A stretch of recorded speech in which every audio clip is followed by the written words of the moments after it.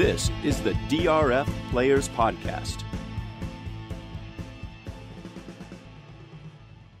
Hello and welcome to the DRF Players Podcast. I'm your host, Peter Thomas Fornital, back with you for show 287, the Tuesday, November 21st edition, also known possibly as the Thanksgiving edition of the podcast. Normally in this time, I am joined by Jonathan Kinchin, and I will be just a little bit later on in the show. I have decided that after his woeful, dreadful, pathetic performance of not only no showing for the podcast the last time we were on air, but doing so without so much as a text note, that he's in the penalty box. So the first 2 minutes of the show will be JK free, and then at that point I will bring him back into the mix. I was going to make it 5 minutes, folks, but even I am not comfortable soliloquizing, if that's a word, for that long. We are going to have a fun show today, though, going to give you some updates on various things going on in the world of racing. We're going to answer a couple of questions from listeners. If you have questions in the future, you can go ahead and either tweet them to us. I can be found at Looms Boldly, that other guy at UT Big Hair, or you can send them to our podcast email, which is podcast@drf.com. These winter months are really a great time to be able to chat at length about some of the issues that listeners are interested in. Today we have one question about handicapping and another about betting strategy. That's the stuff that people really seem to like and enjoy when we can go a little deeper. So feel free to guide our discussion by sending us in that email again, podcast@drf.com. We'll talk a little bit about this ongoing Breeders' Cup situation. No major movement in that as far as I can tell. We had contest activity at Aqueduct last weekend, Hawthorne coming up this weekend. We'll get into all of it. All right, I think you've been punished long enough. Let's, Producer AJ, you can take JK off mute now. How are you doing down there in Planet, Texas? Jeez, that was a bad call. I didn't even do anything. That's what you're going with as your excuse? You're worse than my 4-year-old, for goodness sake. All right, look, here's the honest truth. All right. A lot of people know and have probably heard that my brother is a DJ, and I often find myself trying to qualify it by trying to explain to people he's not just like one of those guys who likes to play at parties and thinks that he's a DJ, but he actually is a DJ that makes a significant amount of money and plays all over the world. And I was lucky enough that he played in Austin on Thursday. And so he played, and obviously we were having a good time. I don't see him very often. A lot of my friends went out. We went to his show. He plays kind of late. Is the story going to stay family friendly, JK? I'm just getting a little worried. There's adult beverages happening. But here's what happened. And this is like maybe too much into JK's world for some people. But as a younger person, I'm sure some people don't do this. I sleep with my cell phone usually like in my bed or on the nightstand next to me. So even if it vibrates, it wakes me up. But I spent 2 hours in the DJ booth getting my eardrums rocked, that my ears were ringing they still are kind of ringing. I'm not joking. And so when you were calling, getting home at 4:30, which is usually 4 hours later than my normal bedtime, I completely did not hear the phone ring. And I woke up on my own at 10:30. I have not woken up at 10:30 since 6 years ago when my son was born. I'm not a sleep in guy. I'm a 7 o'clock, 8 o'clock guy every day, no matter what. And it just happened to catch up with me. So I felt pretty bad leaving you hanging like that, PTF. Well, I'll tell you what. We'll get to what we did on the show in your absence in a minute. But I'm just going to say the ribbing will continue until the bottle of whiskey arrives. I've made the cost of this very clear. I recently bought a bottle of scotch I'm very excited about, the Lagavulin 8. And I was thinking to myself, this is great. But what would be really cool would be to arrange a little vertical tasting of this Lagavulin 8 that I have, special bottling for their 200th anniversary, I believe.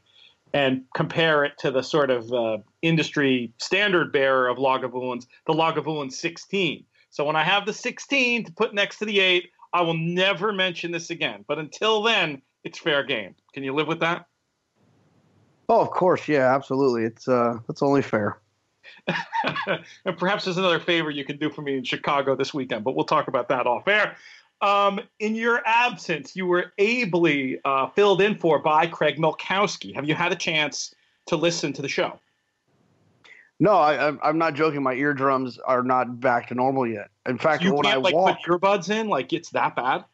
no, I mean it did hurt for a couple of days, but no, I've just been running around. And my brother played Dallas on Saturday, which is my hometown where I grew up. So, and my dad was there, so I had to go back.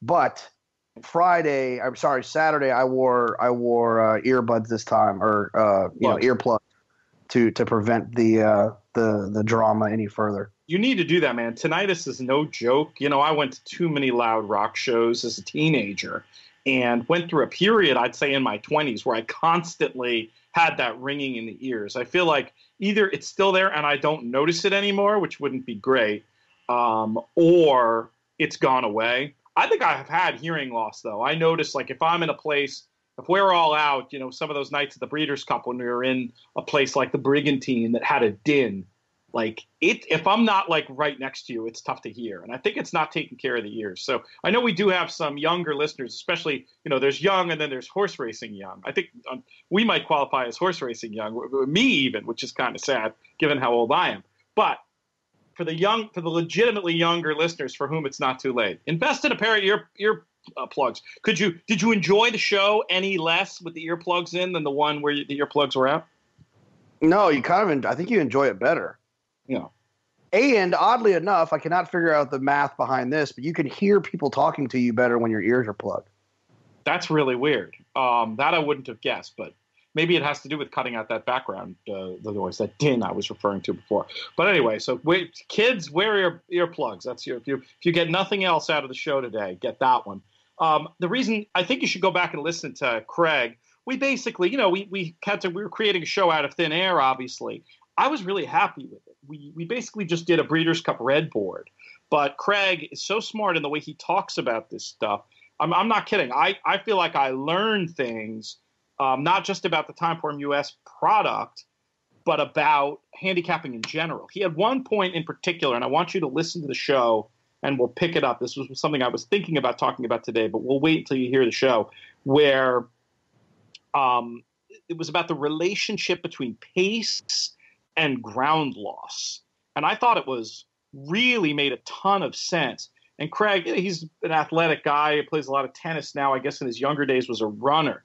And he makes all these excellent analogies about pace in horse racing and human running. And it's kind of interesting because when he talks about it, some of the concepts that we've talked about here, they make a lot of sense when you think about them in terms of a human being running in a race.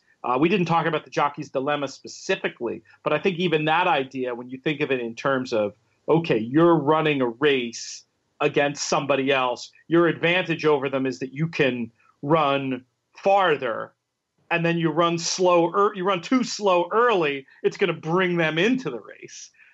Whereas if you just run efficiently, your superior blend of speed and stamina would have knocked them right to the floor.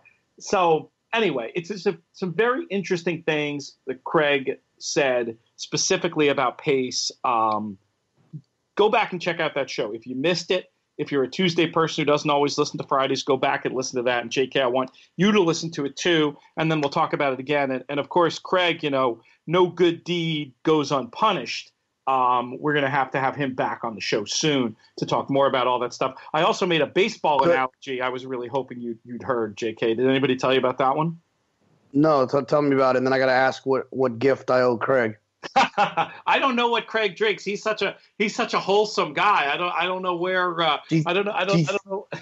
Do you think he'll take a Kevin Durant jersey? I think he'll never come on the show again if you send him a Kevin Durant jersey. But we'll find an appropriate gift for you to we'll find an appropriate gift for you to give him. But I said he was so good at filling in for you. I talked about how we had done some baseball history on the previous show, or one of the previous shows, talking about Kennesaw Mountain Landis. And then I said to him at the end, now I'm going to have to teach JK who Wally Pipp is. I'm going to guess you know. I do know this one. Oh, you do? You know the Wally Pipp reference. Yeah. Okay, good. Oh, absolutely. When you coach, you learn that early because you tell the story.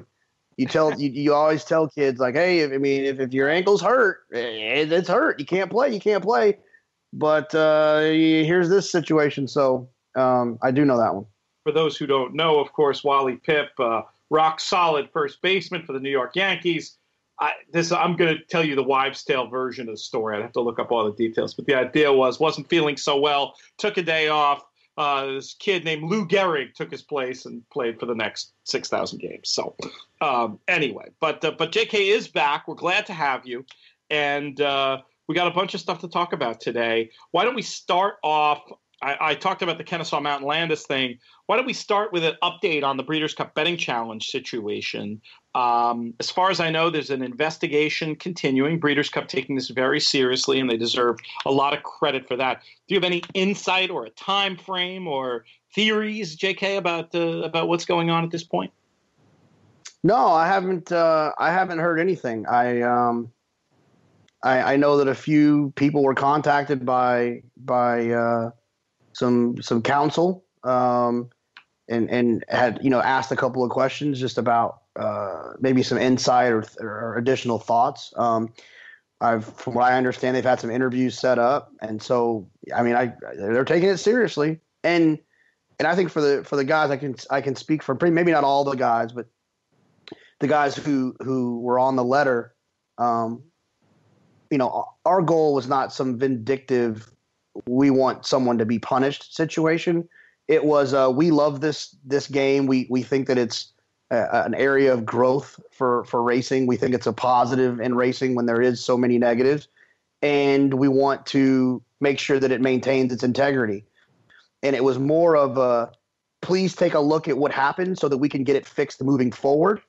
However, if what they find and they feel to be, is there needs to be a person that or a group of people that need to be pointed out to get a point across that we're not going to allow people to kind of bend the rules and or break the rules, and so be it. But our goal is to get the problem solved, and it sounds like Breeders' Cup is doing what they can do to do that. And I also think that just making people aware of it will now make people either a little bit less likely to try to do it, whatever those things are, the just shady business in general, and they will also give tournament directors around the country a heads up for things to keep an eye out for. So as of right now, the support we've gotten, the feedback we've gotten privately and publicly, I think makes us all feel like we're kind of barking up the right tree, and hopefully we can get the problems fixed and move forward. And if someone was named or someone was accused of something or suspected of something, and this investigation will show there is no wrongdoing, that there is no wrongdoing, right? So that's always good too. It's like, it's not like we're just like on a witch hunt. We've said that there's something to take a look at, and the wagers and the bets will tell the story. So if there's no issues, there's no issues. So it's going in the right direction, it seems. And you mentioned that you've had a lot of support from the horse player community. I heard similar about just the general vibe out at the Aqueduct contest. It seems like I'm the only guy getting called out on the big show. Yeah, but if we had a scorecard, it would be 2 PTF, 1 Christian Helmer. So I think your response was fair and eloquent. And in Christian's defense, I think that he was probably just, a little flustered that about the situation, and I understand why he would be flustered. But why would you be flustered about the situation, JK? The day after you pull this awesome feat, you run 1-2 at Del Mar, and then you go on to a national radio program that many in the industry listen to, and you decide to take that tack of sweating what happened the previous weekend, and then specifically calling me out by name, I didn't appreciate it. And rather than rehash the entire thing here, I'll just direct folks. You can go to stevebick.com. I was on twice last week. Thursday morning and delineated the not wrong word, but I went into great detail on my feelings about some of the points that were made there. But so if you want to check that out, go to stevebick.com, check out the archive. Did you have any further thoughts on that one, JK? Well, no, I just think that like I said, I'm team PTF on the whole thing. I'm just saying, I can understand how it can be frustrating for those guys. They put in a lot of time and effort into participating in these tournaments, and it's always been a goal of theirs, I think, especially Christian and Nissan and Kevin to win the big one. And Nissan did that. He did it. I think it's very fair to say he did it by taking advantage of a bad rule. But at the same time, he still hit Talismanic on the nose and made a great, phenomenal bet in the Breeders' Cup Classic with Gunrunner. So I think that they were flustered that got lost in the shuffle, and I can understand that. However, unfortunately, I think when they look at it objectively down the road, they'll realize that these are things that needed to be talked about. And unfortunately, it got lost in the shuffle. But I think there'll be a time to recognize what happened and the accomplishments that those guys have had in the tournament world. Yeah, those guys they're all terrific players, and nothing I wrote or said was ever meant to diminish that. But the idea that that this is the time to step out and get ahead of praising what brilliant handicappers and horse players they are, when they were playing by rules that, I'm not exaggerating when I say 95% of the people didn't understand. And it's not that they didn't understand them out of laziness or poor reading comprehension. They didn't understand the rules because the rules weren't clearly written. And so I think they'll have other days in the sun too, I'm sure. And maybe one of those is a day when the handicapping and horse playing will get praised. Again, I'm not saying I think that they did anything against the rules. On the contrary, it seems to me like everything they did was either within the rules or at least rubber stamped by the contest director, which is the next best thing.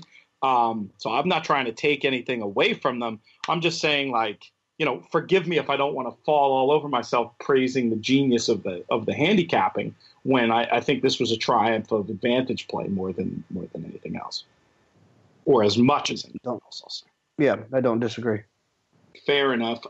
Speaking of the Breeders' Cup, I made a joke on the show the other week that I'm not exaggerating when I say like 8 people have asked me about and thought I was being serious, and I have no idea why. I was talking about the diversity of opinions in general that the group of players on the letter have about contests. And I made a joke about, and I know for a fact that Brent Sumja hates you, which to me was an obvious joke. This is a guy who's been on the show. We all had dinner together in Saratoga, and we talked about it on the air. Why does everyone think that was a serious comment, Jonathan? I don't know. I guess it's I don't know. I guess maybe people just think I'm really easy to hate. Jeez, that's rough. No, Brent. Is there any personal situation there? Was I telling something that was true that I didn't know was true? Is there any? What is your relationship with Brent?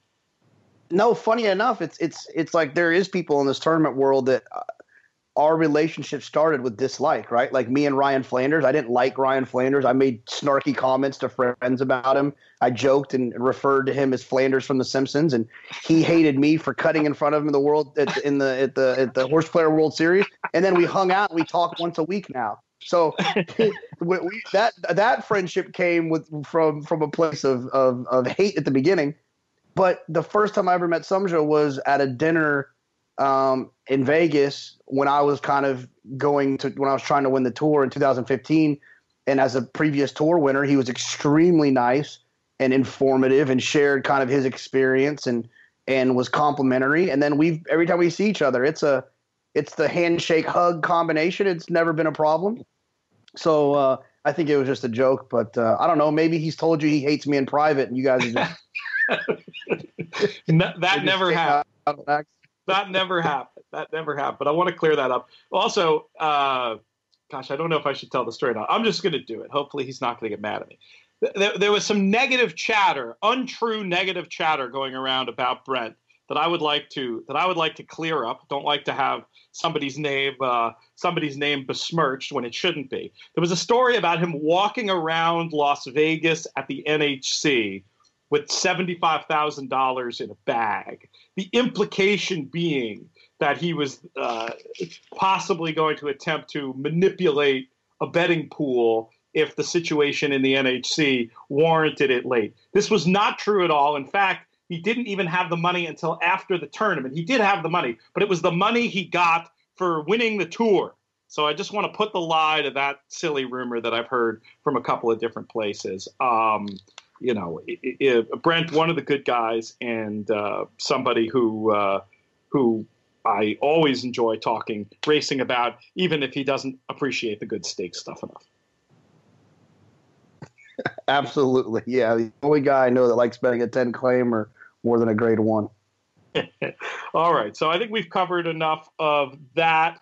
Let's talk about some of these questions that we had come in, JK. We had one question come in. I don't know if it was related to the Mike Maloney appearance on the show from last week, but it almost seemed like it was. It had to do with betting strategy and the sort of delicate balance between covering a lot of possibilities in the way that you write your multi-race or even vertical wagers, and the ability to crush those combinations, dialing down into the ones that are your strongest opinions. Now, I will say there is a ton of stuff about this in the Maloney book, and my goal, obviously, we're going to be talking about the book a lot. A couple of years of my life, a couple of years of Mike's life, working on it, really important to me, want to get the word out there, want to get people reading the book. At the same time, I've had this happen more than once with other people's books, whether it's economists or pro gamblers, or where somebody said, yeah, the book is good, but if you listen to this podcast the guy was on for an hour, you'll get like 85% of it. And I've had that fear as an author. Of course, that's like the worst thing you could possibly hear. It's just like a terrible idea that somebody would just listen to a show rather than actually pay for your work. So I don't want to totally give away the store when it comes to the concepts in Mike's book. But there's so much meat on the bone that I do know that we can get into some of the stuff without giving it away. So, well, I will say this. The one thing that you can't get, even if we're talking about it on the show, is the accompanying stories that come with it make it like that's worth the price of admission by themselves. For sure. There are those racing stories that we all kind of have like experienced something similar to it, or you've dreamt about it, or you can completely understand how it happened. And so the stories in the book, to me, set it apart because it's not only is it next level X's and O's, the stories are remarkable. All right, let's address this specific question. And we can talk about it more in terms of what we did.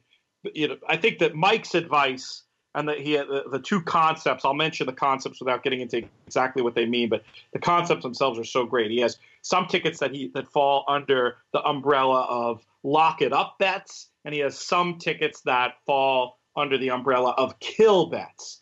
And the way that he'll write his tickets, and he goes into detail in the book and shows you exactly how to do it, you can accomplish all the goals within one set of properly written bets, where you get one positive result if you're kind of right, and you get a really great result when you're very right. But I know I think you in your own bet writing, JK, lean more towards the kill bet. I wouldn't say I call Tommy Massis the walking kill bet, the guy who will bet, two combinations in a pick three and just look to hammer it. And when he's right, he really gets paid. And if he's half right, if he's 4/5 right, he's going to probably get nothing.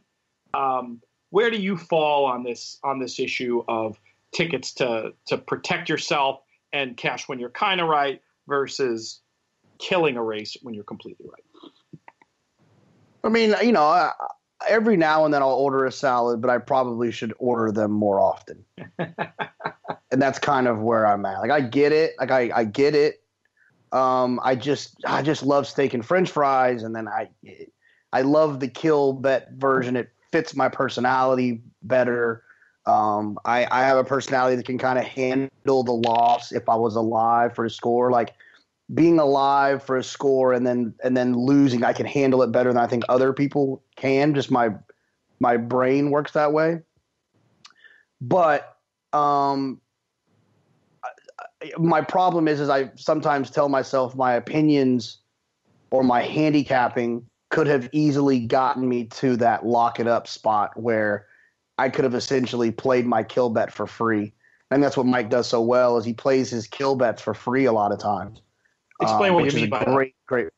Well, you play it for free, meaning that, like, if you bet $50 to kill, and you bet $50 to lock it up, and your $50 kill can pay $20,000, your $50 lock it up can pay $100 or $150. Well, you're betting your kill bet for free essentially, because you're going to make the money on the lock it up. So I think that's something that you definitely have to do more often. The other problem is that I think that is with living in Texas and having the issues that I have with ADWs, and then just playing in tournaments and spending so much of my time playing tournaments and not and maybe not playing every day like Mike and Sean and Duke and Paul do. When you're playing every day, you have to do the lock it up bets to kind of keep your money moving and keep rolling and going along. And so I think that's one of the negatives maybe about tournaments.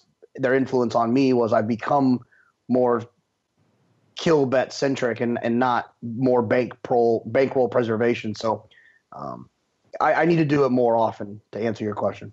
How do you think somebody, and we should have him on the show to talk about himself, but somebody like Tommy Massis, does that just come down to gambling personality, that he's able to be an everyday player who's playing as aggressively as anybody is on the kill bets and not backing anything up? Well, to stay into like the nutrition comparison, Tommy's like that guy who like wakes up every morning at 6 and like goes to the gym and eats whatever he wants, and it still just seems to work out for him. I think Tommy's maybe a little bit different because he's kind of a rarity. A unicorn, you're saying? Yeah, I mean, he can, like you said, I mean, when he'll bet a $200 pick 3 with like 2 20-to-1 shots in it, and like giggle about it when it's over. So I think he's kind of a different animal, but I think that the idea is that you have to find that balance.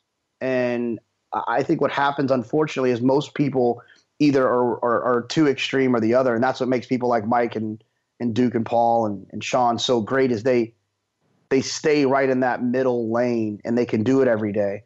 I think if you get too far one way or the other, it can be a little counterproductive. Now, I don't know if this is good gambling theory or not, but it's just something that I do intuitively when it comes to this topic. And it's choosing a pool to reflect one end of that spectrum or the other, with the one end being the kill bet and the other end being the lock it up.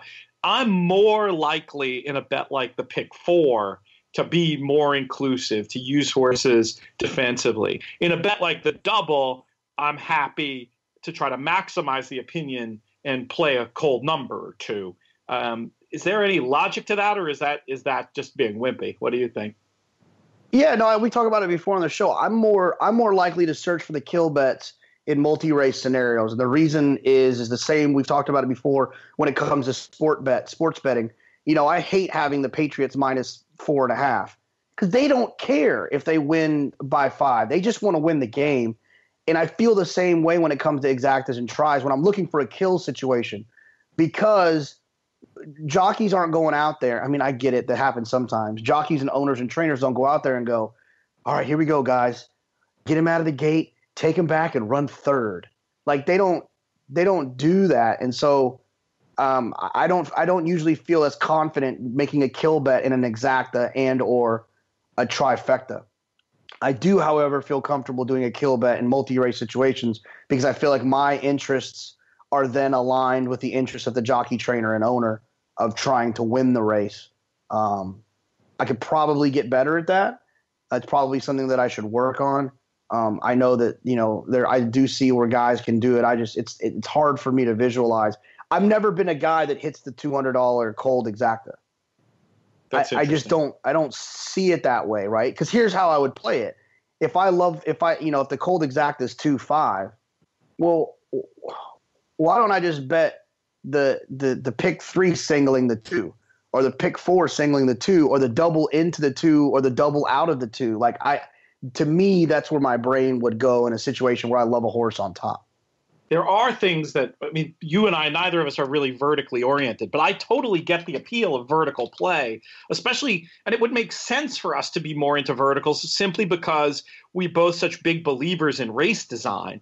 And that's the advantage, in theory, of the verticals over the horizontals is if you can figure out how the race is going to be run, in a vertical, you have the chance to exponentially increase your pay being right once about the way a race is going to be run, whereas over a multi-race sequence, you've got to be right 2, 3, 4 times, whatever it is. And there are definitely tricks that one can use, even though I agree with your point spread analogy to a large degree. Again, I see the world very similarly to you. But I can also make the case that if you get really good at your race design, you're going to be able to identify certain horses that, and we've talked about some of them on the show. I do, sometimes they occasionally pop out at me, just that horse that I think isn't going to crack the exacta, but I think can run somewhere at third or fourth at 30-1, that type of horse. And then there's also, jockey analysis. There are riders who aren't going to ride for third, and there are riders who are going to ride for third, and the ability to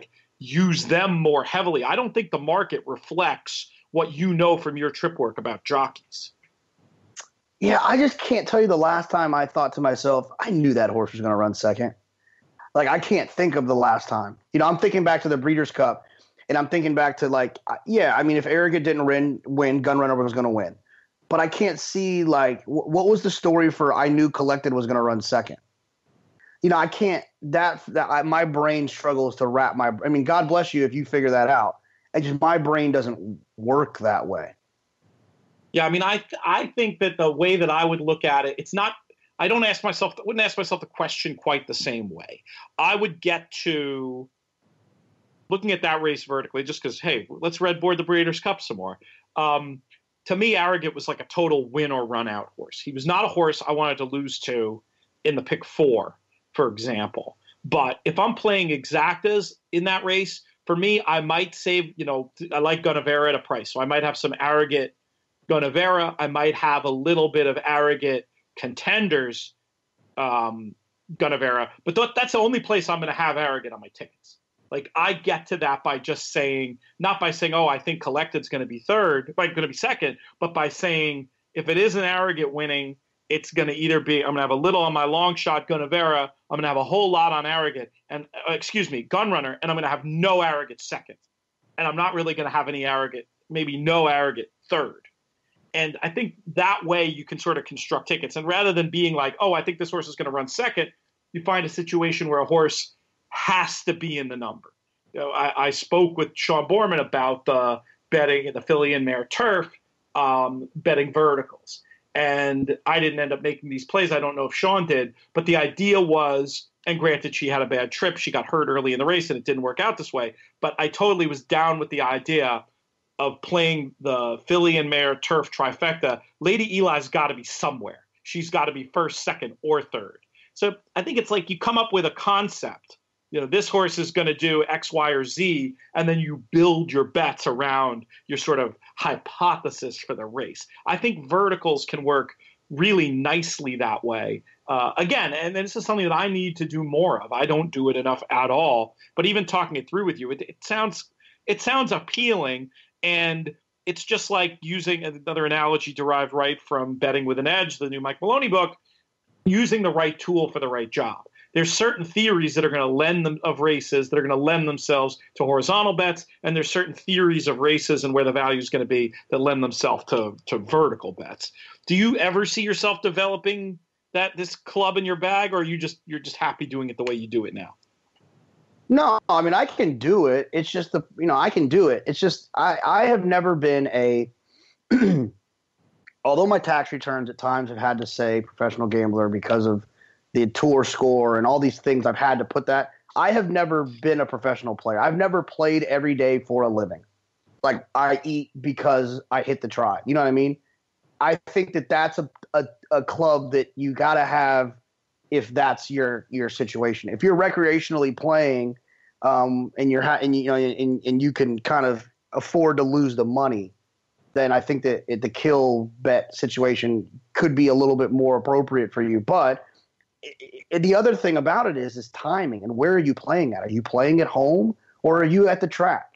Because it's a lot harder to construct those types of tickets when you're standing up in the paddock bar, right? Or when you're running around socializing. It's a lot harder to construct the lock it up bet and the kill bet and do so effectively and efficiently. So there's a lot of variables to it. But to answer your question, I feel like I can do it. I don't think I'm Nick Tamaro when it comes to constructing trifecta tickets, but I feel like I could I could construct trifecta tickets better than 80% of the population. So it's not a thing that I do very often. But like I said, it's probably something I should do more often. Yeah, maybe that's we'll talk about New Year's resolutions maybe when we get a little bit closer to the turn of the calendar, and that might be one of mine to try to get a little more active.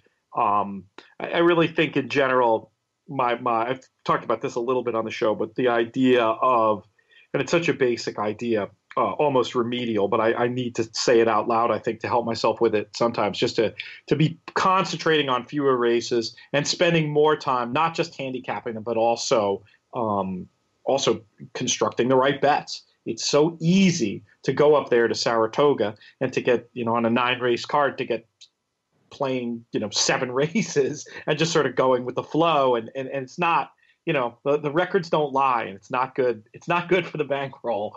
And maybe a new project will be to try to spend more bankroll vertically and be smart about how those bets divide up between the sort of kill bet concept and the lock it up concept. If folks want more on that, Mike Maloney's book on sale now in the DRF store.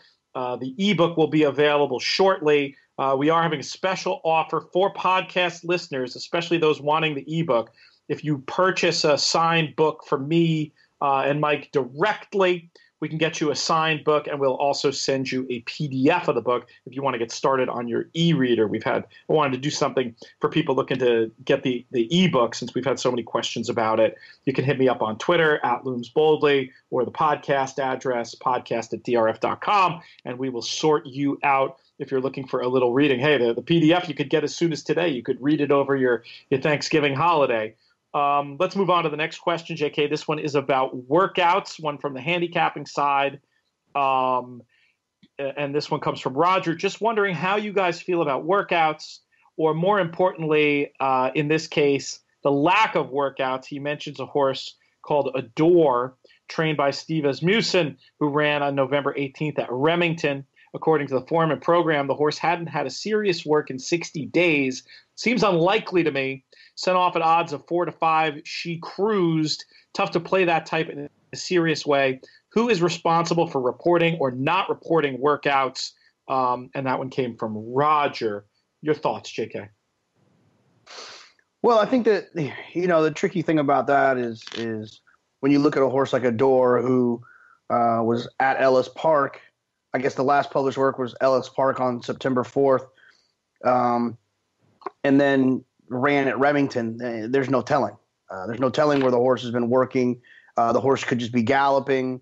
And what's weird about Asmussen is he doesn't usually drill his horses. So there could be a weird situation where they didn't think the horse was working. They just thought the horse was galloping. So it's tough. It's definitely tough. Here's what I do, though, in those situations is if a horse is entered and it says the horse hasn't worked in 60 days, the horse has worked. I mean, especially from an operation like Asmussen. Asmussen's not going to send a horse out in a race that the horse hasn't worked in 60 days. So It's tough. It's a tough thing to try to figure out, and I would blame it more on the smaller tracks. No offense to the smaller tracks, but I don't think they have the staff that clocks the way that you will at a Churchill or a Santa Anita or a Naira or whatever. So, yeah, it's tough. But I do think workouts are important. We've talked about it before. I'm a huge believer in the workout report. I'm not a guy who looks and says, "Oh, the horse worked 111 and change." I'm a guy that says, "How did the horse work 111 and change?" And you can typically get that from our guys at DRF with the workout report. So I do believe in them, and I find them to be a very important part of my handicapping process.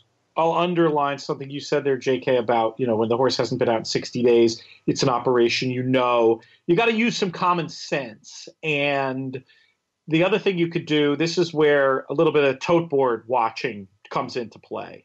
Now, it might not help you. It's not going to help you if it's leg 3 of the pick 4, but you can look at the doubles from the race before into the horse and look for signs of liveness there. A horse like that who was completely dead in the double and never caught money, maybe that horse really is just out for a leg stretch. But this horse, obviously, I'm sure was taking money in those bets. And then once for your verticals or for your multi-race bets starting off in the race in question, you can just look at the tote board and see. And you're going to know real quick if that horse with seemingly no workouts in 2 months is catching money, that something was going on. And yeah, I mean, it can be, I guess different tracks have different rules. It would be nice if there was a little standardization, but I mean, and I don't mean to make folks too cynical, but a lot of workouts that come in from, say, private training centers anyway, a lot of times there's not an independent clocker there. Those works are called in anyway. So you don't really know what it means, especially when it comes to the private training centers. Places like San Luis Rey, for example, I think would fall under this category. What do you do, Jonathan, when you're looking at a circuit like SoCal that's so ahead of the game when it comes to workouts? In other words, you got all these professional workout reports. The workouts really affect the market out there. They have for years compared to other parts of the country, especially. And then you have horses coming in, running in those same races, but you don't have legit workout information on them. How do you deal with that in your handicapping? Those horses can get lost, the San Luis Rey horses for sure. The tricky part about it is that, Peter Miller trains there. So a lot of times they'll still catch money just because it's Peter Miller. But it's a tricky game trying to figure out. I mean, if there's a firster San Luis Rey coming from San Luis Rey from Baltus or Peter Miller or something, it's or even D'Amato, I think maybe even trains there sometimes. You got to keep an eye on the tote board, or you have to just kind of use. You don't want to get caught slipping by one of those. So it's tough. It's definitely tough, especially at a place that has workout reports, thorough workout reports for their other Los Al and at Santa Anita or at Del Mar, wherever they're running at the time. So it's definitely tricky. Your inclination would be to use defensively and look for tote board clues, though. That's the short answer. Absolutely, especially those San Luis Rey ones. Yep, that's what I would do. And you sometimes will see a pattern of horses shipping in from a certain place and outrunning odds. We talked about this, and hopefully it made some listeners money this summer at Saratoga, just the history that Fair Hill shippers have going up to Saratoga and outrunning their odds. Those would be horses, too, that you're not going to have the same level of clocker information on. And you can just sort of get a vibe sometimes if horses coming in from a certain place or from certain trainers are uses or not uses. Do you agree with that? Yeah, absolutely. I mean, I think a lot of it is I don't think it's so much, for people that are looking into your statement about horses coming in from Fair Hill outrunning their odds. I don't think it's horses at Fair Hill are so good they come to Saratoga and outrun their odds. I think it's horses that are at Saratoga that are the talk and the buzz at Dudley's the night before or whatever. Those horses get overbet. To mix a metaphor, the horses shipping in from Fair Hill are ignored to a certain extent. Yeah, there was that great story. Was it who was it? Was it Significant Form or Rushing Fall? I think it was Significant Form when she ran her first race. And some smart players that I know, maybe even you were among them, who were like, wait a second, this horse, there's some buzz about this horse, but for this one to be 3-1 on the board, it's almost dead, and got off the horse. Does this sound familiar? Was this you I had this conversation with? I didn't get off, but I wasn't as probably aggressive as I would have been, in certain situations. I might have lost a little confidence. And I did speak to an insider friend and asked that very question afterward. Like, was there mixed buzz on this horse or what? And my friend had suggested that it was just a case of where they were in the calendar. It was like a couple of whatever it was, 10 days out after Saratoga, and some of the racing community basically strewn about at that point to 3 or 4 different locations, whereas 2 weeks earlier it would have been everybody in Saratoga talking at the Horseshoe or the Parting Glass, or you name the pub where racing people hang out, and because of the environment, the word would have spread almost gone viral essentially, and that could have an impact on the market. So that's a great point. Horses coming from without a place like Fair Hill in Saratoga, they're not going to get the same kind of buzz. Though I will say this, JK, I do believe in the specific Fair Hill example that while what you're saying definitely has validity, I do think there is something to the idea of horses in route races getting extra bottom from the various ways they can train at a place like Fair Hill. So I think it might be a mix of the two, if you'll grant. Right. And the 3 guys that typically ship up from there can train a little bit, with Graham Motion and Arnold Delacour and Tom Proctor. I mean, that also kind of helps.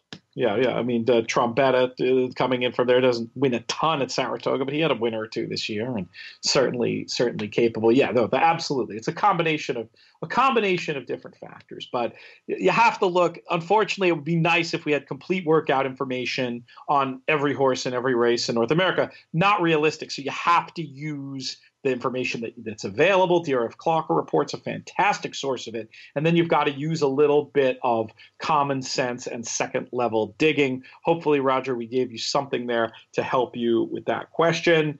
Let's talk contests for a minute, JK. Did you see what happened at Aqueduct last weekend? I did not see. Tell me, it's exciting to hear. Give me the scoop. Big news. Terry Cook has a chance, don't want to get too far into plugging this, but has a chance. I'll just say it this way, and folks can figure it out. He's got a pretty good chance to join a club that you're in after winning his 3rd NYRA contest in a row.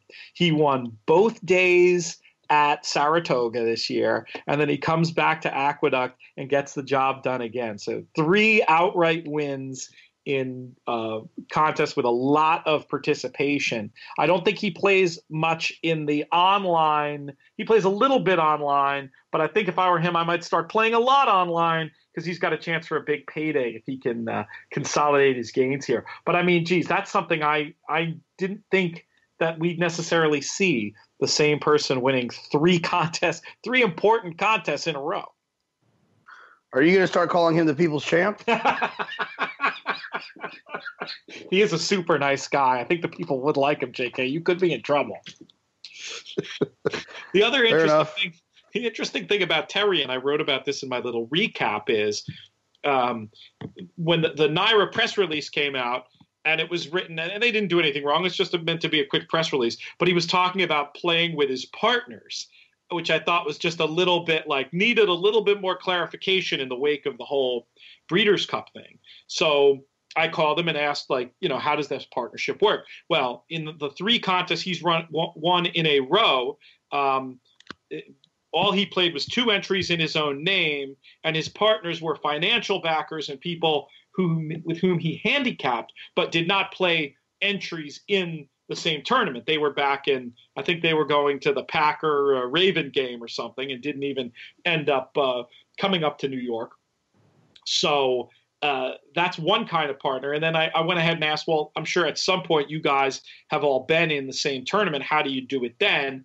And he clarified that they will still sit together. They will still talk about the races. They will still handicap the races together. But when it comes to playing their entries, they play them independently, not collusively. And at that point, they'll just have like 10% of each other, the way that it's very common in the poker world where pros, especially in a tournament situation, will buy a piece of each other essentially as a way to sort of combat the randomness of what cards are going to come, or in this case, what horses are going to come in. If you just have a little bit of piece of somebody else, you have a chance to get a little bit back, even if it's not your day and your friend does well. I just thought that was an interesting distinction to make, and one that I really wanted to highlight, because I think as whatever happens in this Breeders' Cup situation, I think going forward, we're going to have some much more clearly defined rules of what's allowed and what's not allowed. Makes total sense to me.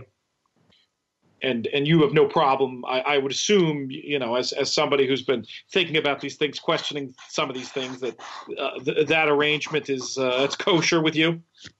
Oh, 100%. Yeah. I mean, from the beginning, I had no problem with people that are even in the discussion of with the Breeders' Cup thing. I have no problem with a financial relationship. That's not a problem to me. Like I said, I've only tried to do it once with another tournament player. I've had friends that'll get involved. I've had friends that'll take a piece, but and if anyone knows me, like if you're a friend that wants a piece, like you have no say. I don't give a damn if you like a 27 to 1 shot, and like your input is not really welcome. It's got to be a silent thing. It's just too much. It's too many cooks in the kitchen make it very difficult. So I got no problem with a financial situation. It's more of the we talked about is there's other things that are an issue when it comes to the question of partnerships. Horse racing reality show idea. You and the man in black forced to play partners. Turn on the camera and just watch the hilarity ensue. You know what's funny is the man in black is a really good partner. I've never partnered with him, but he actually, you know what? I take that back. I bet you we played like a little lockdown or all in tournament or something where he's very notorious for saying, look, I just want to use these 3 horses. You pick the rest of them. And so he'll find these 3 races where he has his little horses that he likes to play, his pattern horses. And then he just will let you just kind of run and do your thing. So he's actually a good partner to have. It would be pretty funny because he comes up with some senseless horses that I would have a hard time. I would have a hard time getting behind. Yeah, I'm not knocking him. Some of these quote unquote senseless horses win. The guy has a great record in tournaments, Horse Player World Series champion, with like the highest score in the history of that event, at least under the rules to that time. And I've seen him. I've been the beneficiary as a minor partner of some major scores that he put together. But I was just thinking when you were talking about how you didn't want to include a crazy 20 to 1 shot, the kind of horses I've seen him come up with are not the kind of horses I see you come up with. So I was assuming there'd be some conflict there. But you make a man in black exception, it sounds like. Absolutely, yeah. You can't pass on the man in black. Walk the line right up to that IRS window. Though I guess you have to do that a lot less in recent days, thanks to the NTRA. We got a few minutes left on the show. I want to continue along the contest vein. We talked about Terry Cook's big win at Aqueduct and the implications that could have. Coming up this weekend, we have Hawthorne. As I recall, a couple of years ago, you had a big win in one of these Hawthorne contests. You're going to go back and try to make the magic happen? It's one of my favorite tournaments. It's low entry fee compared to some of the other live bank tournaments, and there's low buy-in with no entry fee. It's all your money that you put in goes to the bankroll, and it's an open format. You can bet whatever you want. There's no maximums, no minimums. You can bet pick 6s, pick 4s. I was leading last time I was there for a majority of the day with a big lead, and then some joker hit the the Rainbow 6 for like $30,000. So that was it for you. But it's fun. It is fun. Yeah, it's one of my favorite. Like I said, it's one of my favorite tournaments. It's in the middle of the world in Chicago, so no matter where you are, it's not too hard to get to. Big airport, so if you haven't played in it, it's definitely a good one. It's one of my favorites. I noticed you dodged the question, though. What was it? Are you going? Oh, yeah, I think so, but I don't think I'm gonna go Friday. I think I'm just gonna go Saturday because of just some travels. I gotta run back and forth from Dallas to Austin and then to Chicago. I'll probably skip Friday and then just go Saturday. And I might just be in and out. I might just try to go Saturday, play, and then leave Saturday. We'll see. The way you play, you could potentially walk in, play a pick something, and then walk right out the door. Done it before. Wouldn't be the first time. All right. Well, we'll be looking for your name on the leaderboard out there.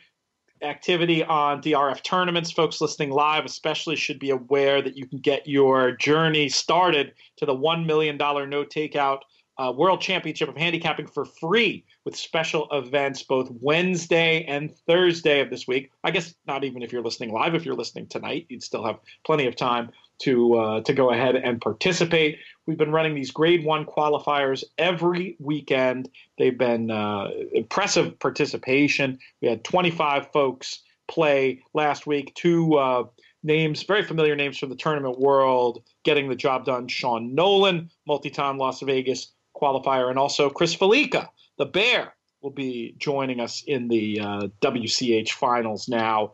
We're getting fairly close, JK. It's been announced that it's going to be Super Bowl weekend, 2-day online tournament. We going to start seeing your name on there, or are you going to say the heck with qualifying and just buy your way in? Yeah, you're probably right. I probably do need to pick up the bit and go on with it a little bit. I'll probably start doing that pretty soon. Maybe that'll be my New Year's resolution. A lot of interesting elements, of course, to this tournament that make it a little bit different than the typical online tournament. Cut lines.